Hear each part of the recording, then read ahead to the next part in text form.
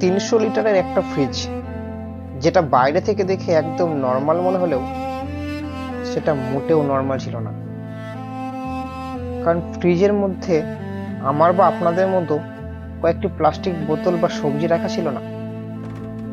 এই ফ্রিজের মধ্যে ছিল একটা মানুষের 35 টুকরো করা পুরো দেহটা। একজন প্রেমিক হয়ে নিজের ভালোবাসার মানুষটিকে যে এইভাবে নৃশংসভাবে হত্যা করা যায় তা কেউ কখনো কল্পনাও করতে পারেনি।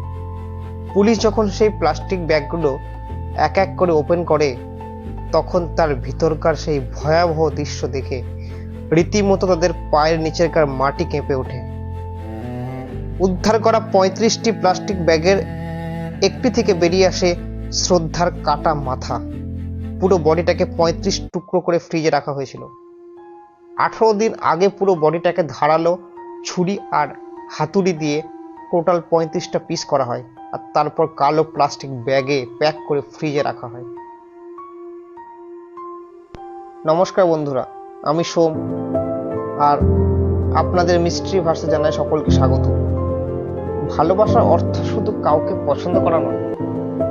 ভালোবাসা হলো কারো প্রতি গভীর মমতা, যত্ন, সম্মান, বিশ্বাস এবং তার ভালো মন্দের প্রতি আন্তরিকভাবে গুরুত্ব দেওয়া।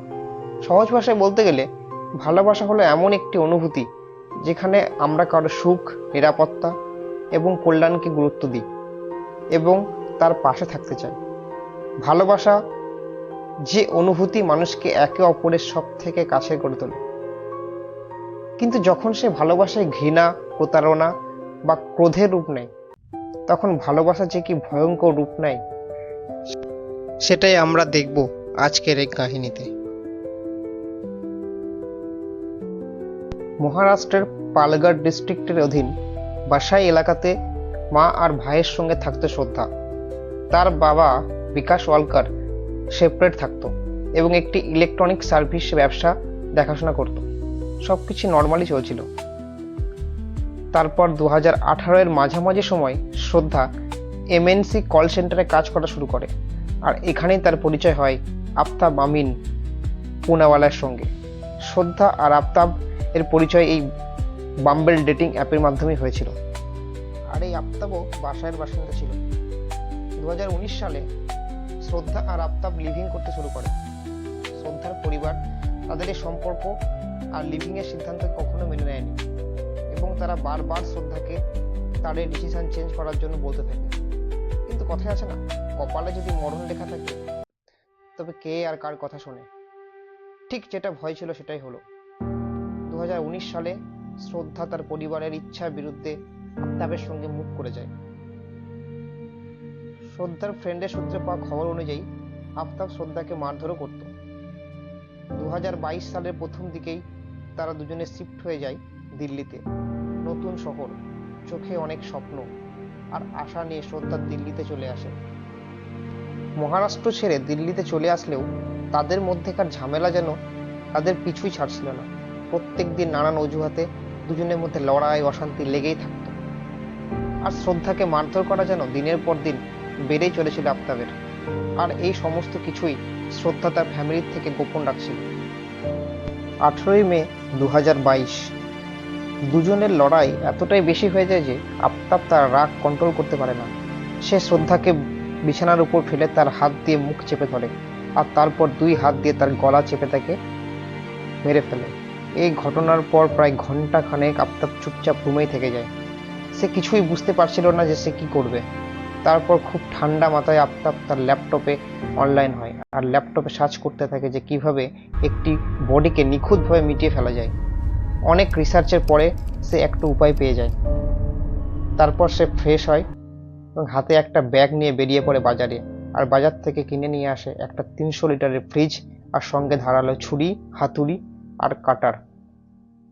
তারপর পুরো রাত ধরে সে শ্রদ্ধার পুরো শরীরটাকে 35টা টুকরো করে, আর যে হাড়গুলো শরীরে শক্ত ছিল সেগুলো হাতুড়ি।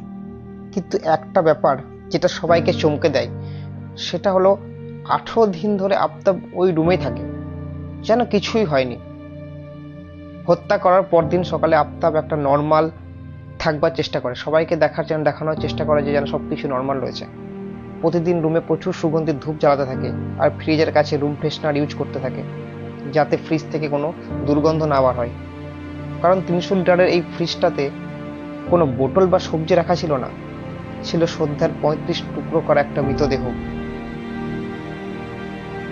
তারপর আফতাব খুব বুদ্ধি করে সোশ্যাল মিডিয়াতে অনলাইন হতে থাকে, আর 18 মে থেকে 22 মে পর্যন্ত শ্রদ্ধার সোশ্যাল মিডিয়া প্রোফাইলটাও হ্যান্ডেল করতে থাকে, যাতে কেউ সন্দেহ না করে। তারপর আফতাব অনলাইনে খাবারও অর্ডার করে ডেলি। দিনের বেলাটা তো এইভাবে কেটে যাচ্ছিল, আর আসল খেলা শুরু হতো গভীর রাতে। আফতাব প্রতিদিন রাত 2টো নাগাদ আস্তে আস্তে ফ্ল্যাটের দরজা খুলে বেরিয়ে যেত, কারণ তখন পুরো ফ্ল্যাটে আর দিল্লির শহর ঘুমিয়ে থাকতো।